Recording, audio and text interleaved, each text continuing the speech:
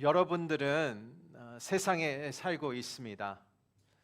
세상 가운데는 우리가 보이는 세상이 있고 안 보이는 세상이 있죠. 이 세상은 또 안 보이는 사단은 우리를 지속적으로 유혹할 것입니다. 우리를 실패하려의 목적을 가지고 우리를 공격할 것입니다. 그러나 하나님은 반대 입장에서 우리에게 시험하시는 하나님입니다. 왜 시험하실까요? 시험의 목적은 우리가 fail하는 게 아니라 패스하는 목적이 있습니다. 패스하는 목적은 우리의 이 세상에 살면서 성공적으로 하나님의 원하는 성공을 이룰 수 있도록 우리를 시험할 것입니다. 우리 인생에서 주는 두 가지 T가 있는데요. 첫 번째 T는 temptation이죠. 두 번째 T는 테스트입니다. 그것을 구별할 수 있을까? 어떨 때는 잘 구별할 때가 있습니다. 그러나 어떨 때는 이게 유혹인지, 이게 시험인지, 이게 테스트인지, 이게 템테이션인지 구별이 안 될 때가 있습니다. 예를 들어 제가 오래전에 베트남 하노이에 아우리치를 갔습니다. 택시를 타고 택시 기사에게 맥도날드에 갑시다 라고 얘기했어요. 끄떡거리더니 어느 길거리를 빙빙 돌더라고요. 그랬더니 어떤 길거리에 딱 멈춰요. 근데 갑자기 낯선 남자가 문을 열더라고요. 그러면서 I have nice drugs for you 그러더라고요. 그것이 유혹일까요? 시험일까요? 어떤 한 신혼부부가 있었습니다. 이 신혼부부는 되게 타이트 예산, 버짓에 살아야 됩니다. 침대가 없었어요. 바닥에서 잤어요. 그런데 어느 날 하나님께서 약속을 하셨어요. 침대를 꼭 주겠다. 그러나 너희들은 빚을 지면 안 된다라고 말씀하셨어요. 어느 날 남편이 어떤 침대 가게에 우연히 걸어가게 됐습니다. 그 침대 가게 위에 Pay Up Sale라고 간판이 붙어 있었어요. 그래서 거기 있는 세일스 하는 분이 70% 세일 해주겠다. 그리고 엄청 좋은 파이낸싱, 할부를 해주겠다. 얼마나 좋은 기회입니까? 이것이 시험입니까? 아니면 유혹입니까? 첫 번째 경우에는 당연히 유혹이죠. 죄는 죄예요. 마약은 언젠간 할 수 있고 언젠간 할 수 없는 그 상황이 아닙니다. 근데 두 번째 경우에는 하나님께서 분명하게 공급하시겠다고 얘기하셨어요. 침대가 사는 게 죄입니까? 아니에요. 그러나 하나님께서 제공하겠다, 기다려라, 그러나 빚을 짓지 말아라. 그래서 테스트입니다. 우리에게는 이 두 가지의 우리 인생에 올 것입니다. 올 것인가 안 올 것인가의 질문이 아닙니다. 언제 올 것인가? 그런데 내가 이 템테이션과 테스트를 구별할 수 있는지는 우리의 분별력, 하나님이 주신 영적 분별력이 필요한 것입니다. 오늘 우리 두 가지 질문하게 되는데요. 첫 번째는 하나님께서 테스트하시는 목적이 무엇인가? 왜 나를 테스트하실까라는 첫 번째 질문이고요. 두 번째는 하나님이 테스트하시는 방법은 무엇인가? 어떻게 나를 테스트하실까라는 두 가지의 질문으로 우리가 말씀을 한번 살펴보겠습니다. 첫 번째 질문, 하나님은 어떤 목적으로 왜 나를 테스트할까입니다. 하나님께서 나를 테스트하는 목적은 내 마음에 있는 것을 드러내기를, 리빌하기를 원하십니다. 하나님께서 모든 것을 아시는 하나님, 않습니까? 내 생각도 아시고 내 마음도 아시는 하나님. 그래서 테스트가 필요할까라는 질문을 할 수 있는데요. 하나님의 목적은 내 마음에 담아 있는 것을 끄집어내어 reveal, 숨겨 있는 것을 끄집어내서 드러내는 것에 관심이 있습니다. 내 마음이 무엇이 있을까라는 질문이죠. 여러분, 이 시간에 여러분 마음에 무엇이 있는지 아십니까? 인간은 그래서 복잡해요. 한순간 마음이 바뀌고요. 또 우리의 인간의 마음은 여러 레이어가 있어요. 겹이 있습니다. 그래서 어떨 때는 나 자신도 잘 모르겠다라고 얘기할 때 있으시죠? 예레미야 선지자가 어떤 얘기를 하고 있는지 한번 말씀으로 보겠습니다. 9절 제가 읽겠습니다. 마음은 모든 것보다 거짓되다. 영어는 deceitful이라고 번역해서 deceit, 속임수가 있다라는 얘기예요. 꾀가 있다. 여러 이 모티브랑 겹이 있다라는 뜻입니다. Above all things. 무슨 뜻이냐면 인간 같은 마음은 이 세상에 존재하지 않는다는 얘기예요. 만약에 모든 마음에 거짓된 순위를 매기면 인간의 마음이 넘버 원이다라고 얘기하는 것입니다. 그리고 몹시 병이 들어있다. 영어 표현은 beyond cure. 치료법이 있을까? 치유가 될까? 라는 질문이에요. 두 번째죠. 세 번째, who can understand it? 이해할 수 있는 사람이 있을까? 인간 안에서는 인간의 마음을 이해할 수 있는 사람은 한 명도 없다라는 것입니다. 이 세 가지의 요소를 보면서 참 이 인간의 마음은 나 자신도 모르고 나 자신도 속을 수 있다라는 것입니다. 여러분도 순간순간 여러분 마음 때문에 속을 수 있습니다. 겉으로는 이건데 이 모티베이션으로 얘기했는데 속은 다른 게 존재할 수가 있습니다. 그래서 나의 인생이 무의식, 그죠? 무의식이 되게 발달돼 있고요. 무의식적으로 행동하는 부분들이 많이 있다는 것을 우리가 발견합니다. 그러면 해결은 어디 있을까? 우리의 소망은 어디 있습니까? 10절을 보겠습니다. 같이 읽을게요. 시작. 나 여호와는 마음을 살펴보며 생각을 시험해 각 사람을 그의 행동에 따라 그의 행위의 열매에 따라 본다. 이런 하나님이 계신다는 것이 두려운 게 아니라 우리에게는 축복입니다. 우리에게는 좋은 것이죠. 하나님께서는 모든 마음을 search 한다고 그랬어요. search. 그리고 모든 마인드를 examine 한다고 그랬어요. 시험해 본다고 얘기했어요.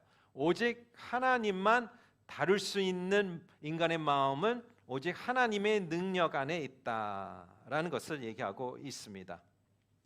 감춰진 마음을 드러내는 것이죠. 나도 모르는 마음을 드러내는 하나님.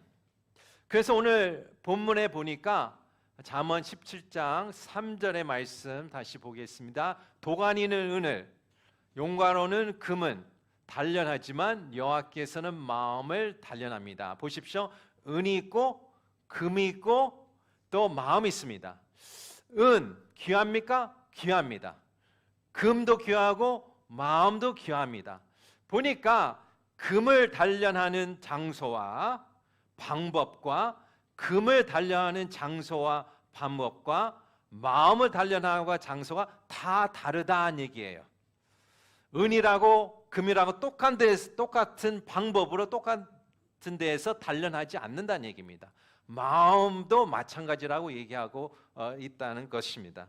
은은 은대로, 금은 금대로 단련하신다. 또한 마음은 마음대로 하나님께서 직접 단련하신다라고 얘기하고 있습니다.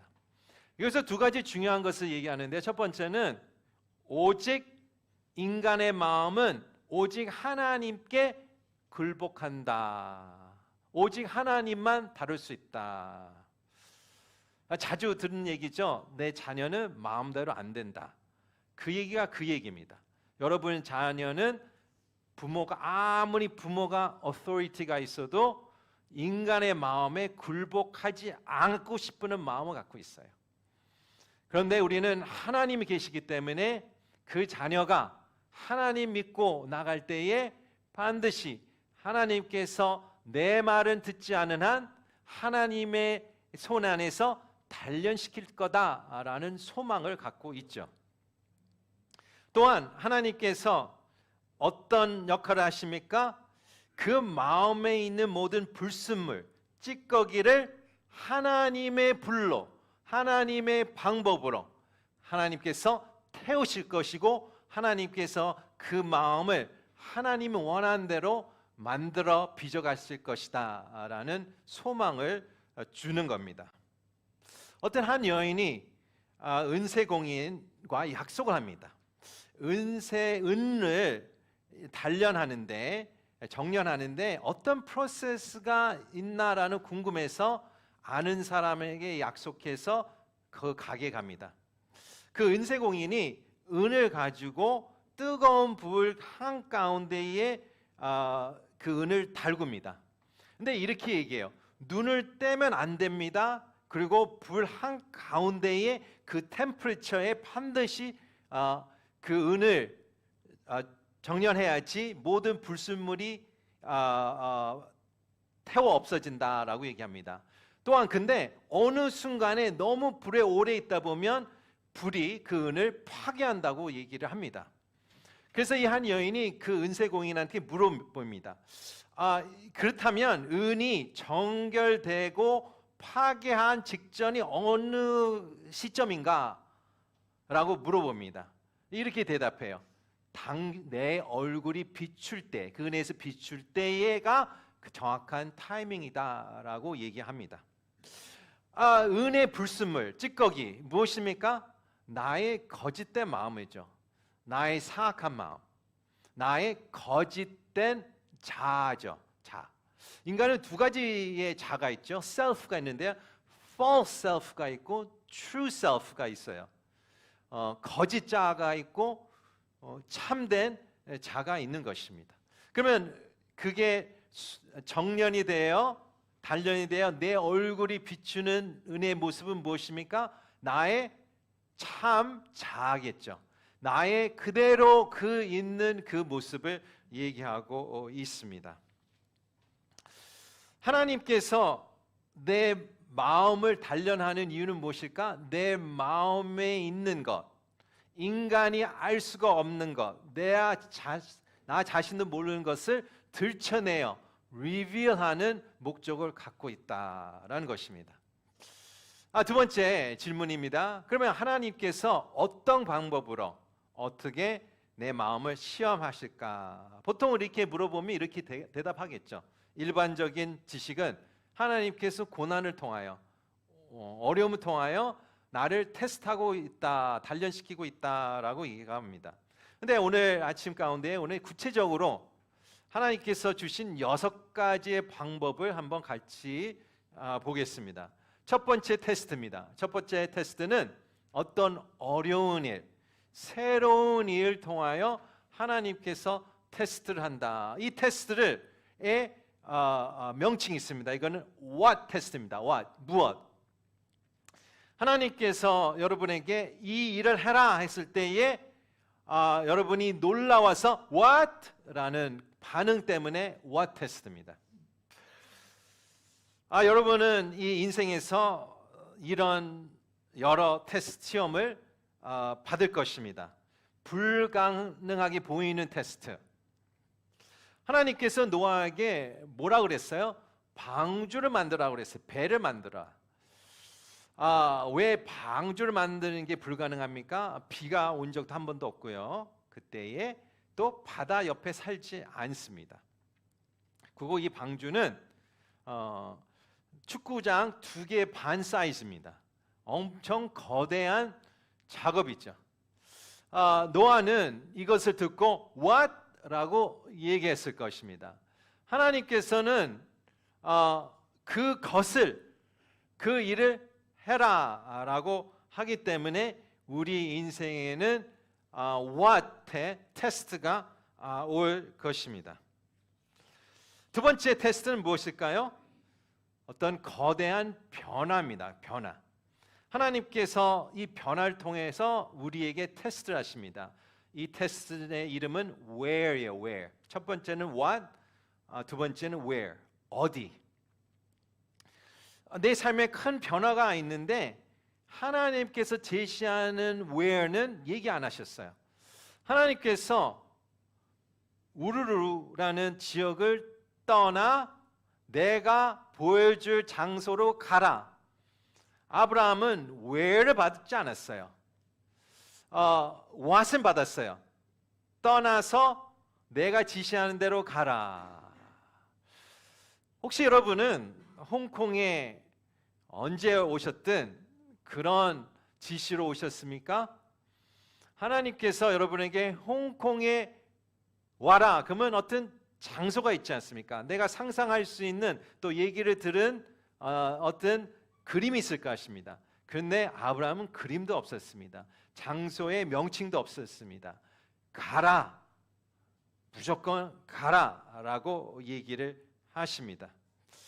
우리 인생에서도 어떤 지역이 될 수도 있죠. 나라가 바뀔 수 있지만 내가 사는 곳에서 어떤 지역이 바뀔 수 있고 내가 일터의 포지션이 바뀔 수 있고 여러분에게 어떤 거대한 변화를 지금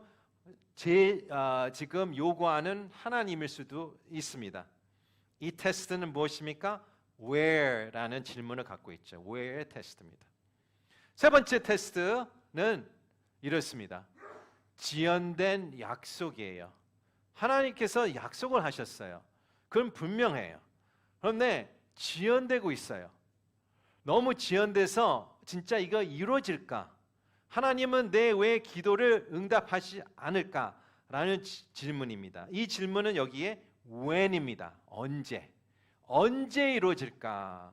내 인생이 언제 바뀔까라는 질문입니다. 아브라함도 동일한 경험을 했는데요. 히브리서 11장 9절과 10절에 보면 하나님께서 어떤 약속의 땅으로 보내셨어요. 참 멋진 명칭이죠. 약속의 땅. 그죠? 그런데 그 땅에서 어떻게 살았어요? 이방인으로 살았습니다. 나그네로 살았습니다. 인사이더가 아니었어요. 아웃사이더였어요. 그리고 어떻게 살았어요? 천막에서 살았다고 얘기하고 있습니다. 근데 천막에 어떻게 살았어요? 혼자뿐만 아니라 그의 아들까지 살았어요.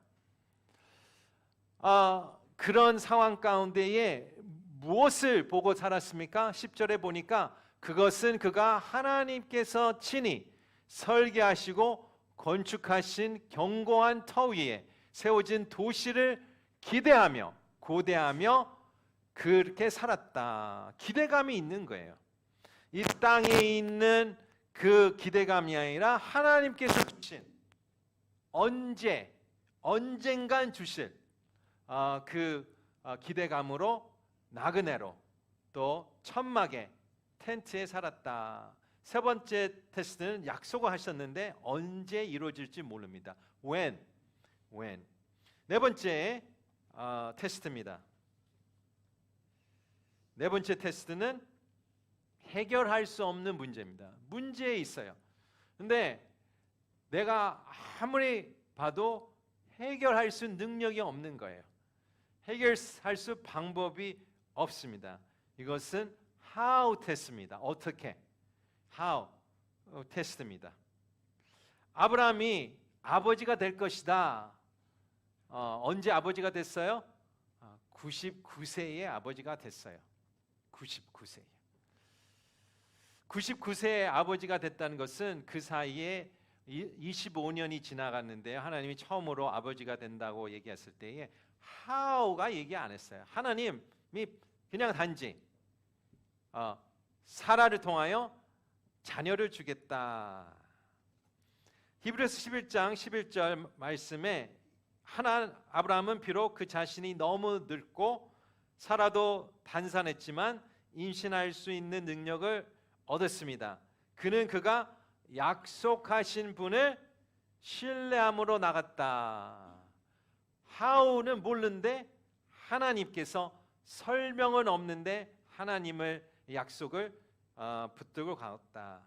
해결할 수 없는 문제를 통해서 우리는 테스트를 받게 됩니다. 다섯 번째 테스트를 보겠습니다. 다섯 번째 실은 무의미한 손실이에요. 손실도 어려운데 무의미합니다. meaningless, senseless. 때때로 우리 인생에 이런 손실을 겪습니다. 이런 손실을 겪을 때 우리가 궁금한 거는 loss, 손실도 어려운데 설명이 없다 하면 미쳐버리죠. 왜냐하면 손실이 있고 어떤 의미가 있으면 그래도 그 의미 때문에 내가 위로를 하고 rationalize 하게 되는 생각하게 돼요. 그래도 이걸 위해서 내가 하겠다. 그런데 손실도 너무 억울하고 그런데 무의미합니다. senseless, meaningless하다 할 때에 평생 우리를 그 설명을 찾기 위해 평생 쫓는 분도 있습니다. 예를 들어 내가 사랑하는 사람이 왜 죽었을까? 왜 이렇게 일찍 죽었을까? 왜 내 꿈은 이루어지지 않을까? 내 꿈은 끝난 것인가? 왜 내가 직장에서 잘린 것은 이유는 무엇일까? 이 여러 가지 질문 가운데에 그 explanation이 없는 거예요. explanation이 없습니다. 보십시오. 아브라함 입장에 보십시오. 하나님께서 아들을 주셨어요. 기적을 주셨어요. 그런데 어느 날 이 아들을 바쳐라. senseless한 것이죠. 아무리 설명해도 이게 병 주고 약 주는 하나님, 나를 갖고 노는 하나님, 장난치는 하나님이신가? 아무 미닝도 없고 센스도 없는 네 아들을, 귀하게 받은 아들을 바쳐라. 센스가 없습니다. Why죠? Why 하나님? 마지막 우리 테스트는 어떤 테스트가 있을까요? 끝이 없는 고통입니다. 끝이 없는 고통. 이 테스트는 how long? 언제까지? 어떤 분이 저한테 인사이트를 주셨어요. 우리 시편 기자들이 많이 how long 기도하잖아요. 그분의 탄식이 느껴지잖아요. 탄식. How long, O Lord? 그런데 이분이 여기 한 단계 더 믿음 있는 기도는 How soon, O Lord? How soon? 맞는 것 같아요. 믿음이 있다면 How soon? 바로 올 것 같은 거예요. 그런데 여기서는 How long, O Lord? 언제까지 계속 이 고통 안에서, 이 페인 안에서 내가 살아야 됩니까? 관계적이든 영적이든 육체적이든 사라지지 않는 고통, 같이 살아야 되는, 이게 맨 처음에 왔을 때는 남같이 느꼈는데 이제는 나의 한 일부로 된 이 고통. How long, O Lord? 모세가 이런 기도를 하지 않았을까? 히브리 11장을 얘기를 하고 있습니다. 11장 26절에 보니까 그는 그리스도 위에 당하는 수모, 고통, 비난, 갈등 가운데에 how long이라고 얘기를 한 것입니다. 그런데 그 한 이유는 이집트의 보화, 이집트가 줄 수 있는 모든 지혜와 wealth, health, fame, 모든 것이 그보다 더 가치로운 것이 있다. 더 가치로운 상이 있다 하고 여기기 때문에 모든 고통을 그냥 그대로 받았다라고 하는 말씀입니다. 여기서 이 테스트에는 어떤 것을 개발하는 겁니까? 나의 인내심, 신실할 건가? 내가 충성할 것인가? 여러분 매일매일 똑같은 마음으로 아침에 일어나서 직장 출근하세요? 아니죠. 비가 오나 여러분 마음은 일어나기 싫지만 일어나서 여러분은 출근하십니다. 엄마는 매일매일 기쁜 마음으로 아이를 위해서 요리하십니까? 아니죠. 인내심으로 그 아이를 양육하고 밥을 챙깁니다. 여러분은 같은 동일한 마음으로 교회를 지키십니까? 아니죠. 매일매일 여러분이 지키는 마음은 인내심으로 마음이 어떻든 계속 교회를 지키는 그 모습. 여러분은 어떤 마음으로 비난과 그 손가락질을 올 때에 여러분은 다른 쪽 뺨을 대십니까? 여러분이 주님을 믿기 때문에 하는 것입니다. 여러분은 문제 있는 관계, 문제 없는 관계가 어디 있습니까? 한두 명은 꼭 있습니다. 왜 그 자리를 지키십니까? 여러분이 이유가 있어서 지키는 것입니다.